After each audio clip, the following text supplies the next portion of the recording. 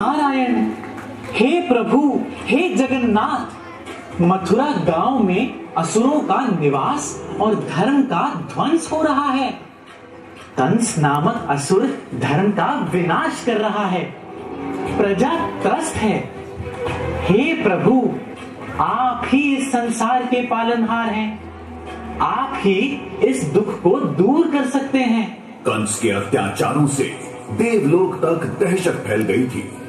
देवता बार बार युद्ध के लिए तैयार होते, लेकिन कंस इतना शक्तिशाली था कि वे उसका सामना नहीं कर पाते थे। ये ऐसा एक नरेश है, दया न जिसमें लेश है, मनुष्य का न शेष है, अब राग देश है। अनिष्टकारी, निर्दयी, निशंस है, ये कंस है, ये छल कपट का दंश है।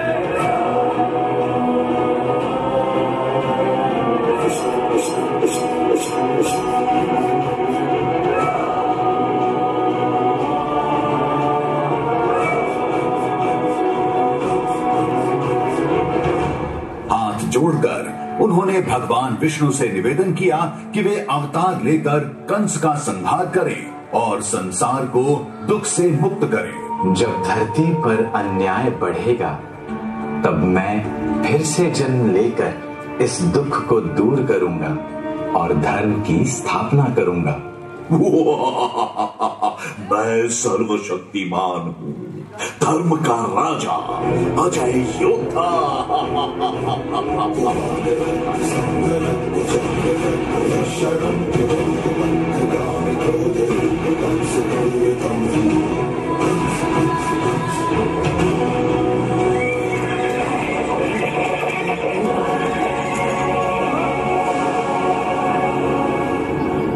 मूर्ख कंस, जिसे तू अपने हाथों से विदा कर रहा है, उसी देवकी का 8वां पुत्र तेरा काल होगा।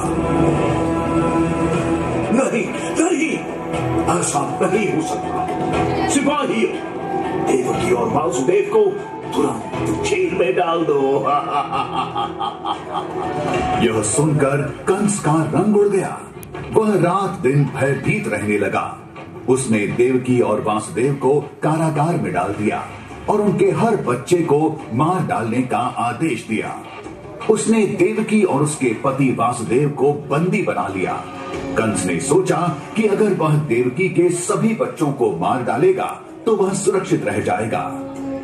मथुरा की धरा पर एक रात चंद्रमा की चांदनी में देवकी ने एक जन्म दिया।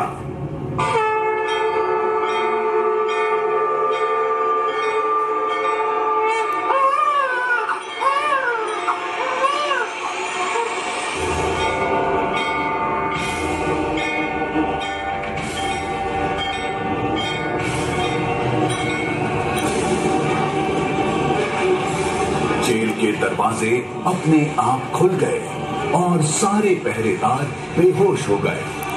भगवान विष्णु की कृपा से वासुदेव को राक्षसों और तूफानों से बचाते हुए यमुना नदी पार करने का मार्ग प्रशस्त हुआ। वासुदेव ने चुपके से कृष्ण को उठाया और यमुना नदी पार कर वृंदावन चल पड़े।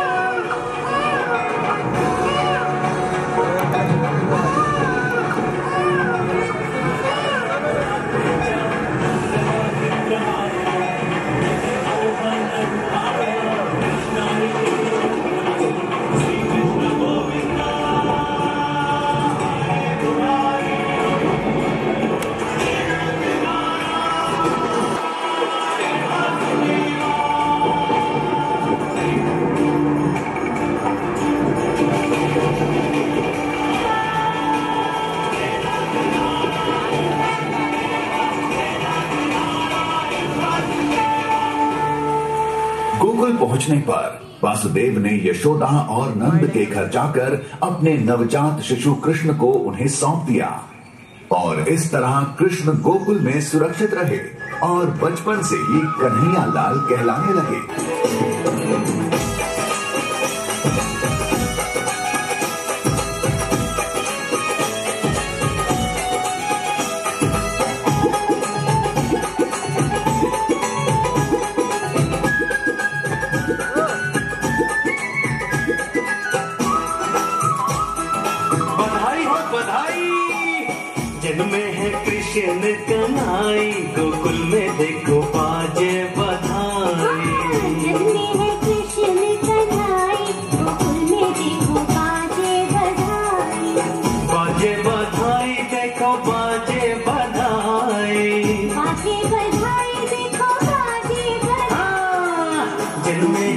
जन्मे हैं कृष्ण कन्हैया, गोकुल में देखो बाजे बधाई। कृष्ण कन्हैया, गोकुल में देखो बाजे बधाई।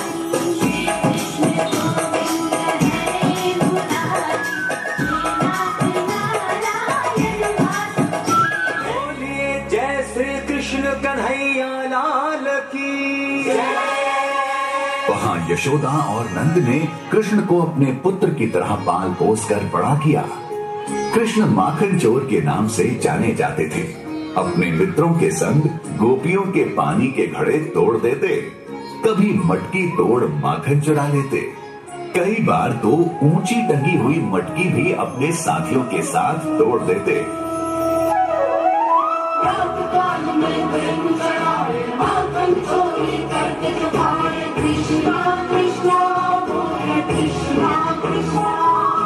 वृंदावन में रास रचाए, मुरली की धुन में सबको नचाए। कृष्णा कृष्णा कृष्णा कृष्णा, गोवर्धन गिरधारी। कृष्णा कृष्णा गिरधारी। कृष्णा कृष्णा कृष्णा कृष्णा कृष्णा कृष्णा कृष्णा कृष्णा कृष्णा कृष्णा कृष्णा कृष्णा। एक दिन यमुना नदी, जो वृंदावन वासियों के लिए जीवन का स्रोत थी, उस नदी में एक भयानक सांप कालिया नाग रहने लगा। वह नदी को जहर से भर रहा था और लोगों को बीमार कर रहा था। एक दिन कृष्ण अपने दोस्तों के साथ यमुना नदी के किनारे खेल रहे थे। खेलते खेलते उनकी गेंद नदी में गिर गई। कृष्ण गेंद को निकालने के लिए नदी में कूद गए।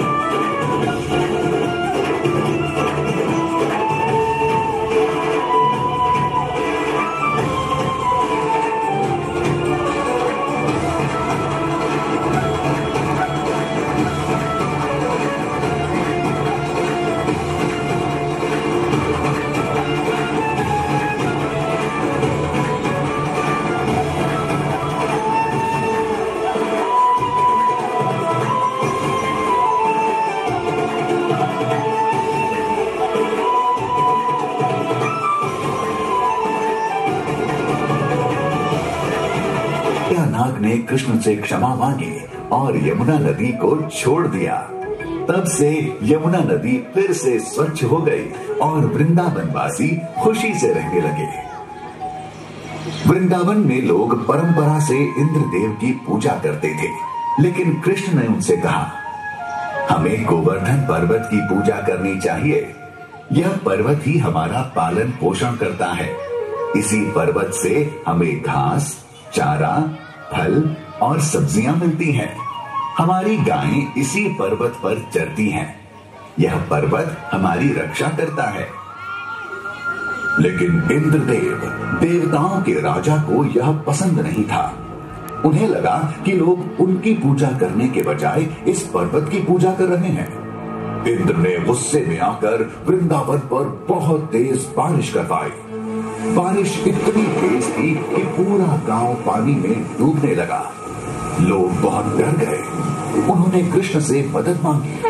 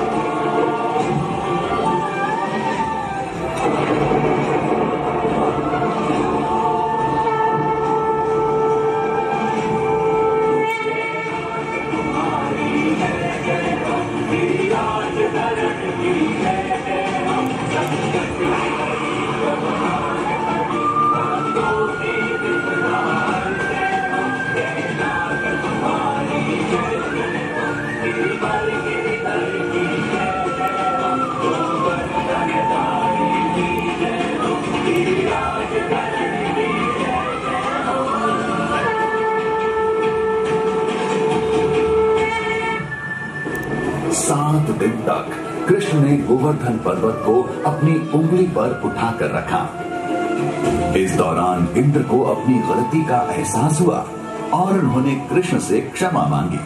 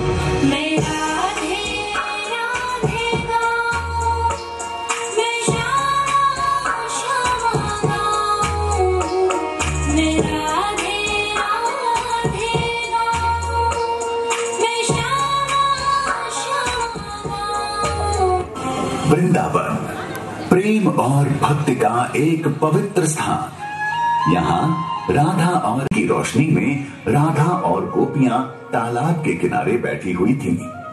तभी कृष्ण अपनी मधुर बांसुरी बजाते हुए आए। परम प्रेम में राधिका कृष्णा परम उल्लास, मधुर मिलन के क्षण रचे कण कण में महारास। रासलीला प्रेम और भक्ति का एक अद्भुत मिलन है। यह हमें सिखाती है कि प्रेम ही जीवन का सार है। यह हमें यह भी बताती है कि भगवान हमारे भीतर ही रहते हैं। एक बार मथुरा में एक भव्य उत्सव का आयोजन किया गया। कंस ने कृष्ण को इस उत्सव में आमंत्रित किया था ताकि वह उन्हें मार सके। कृष्ण और बलराम को मथुरा लाया गया। उत्सव के दौरान कंस ने कृष्ण को कई चुनौतियों से पार पाने के लिए कहा।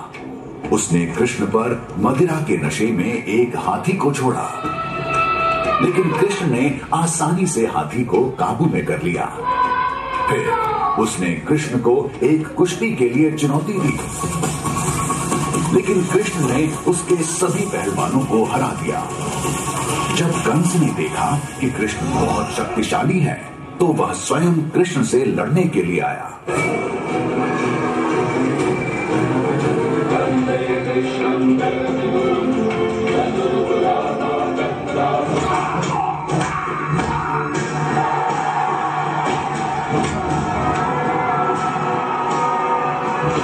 लेकिन कृष्ण ने कंस को पकड़कर जमीन पर पटक दिया और उसे मार डाला।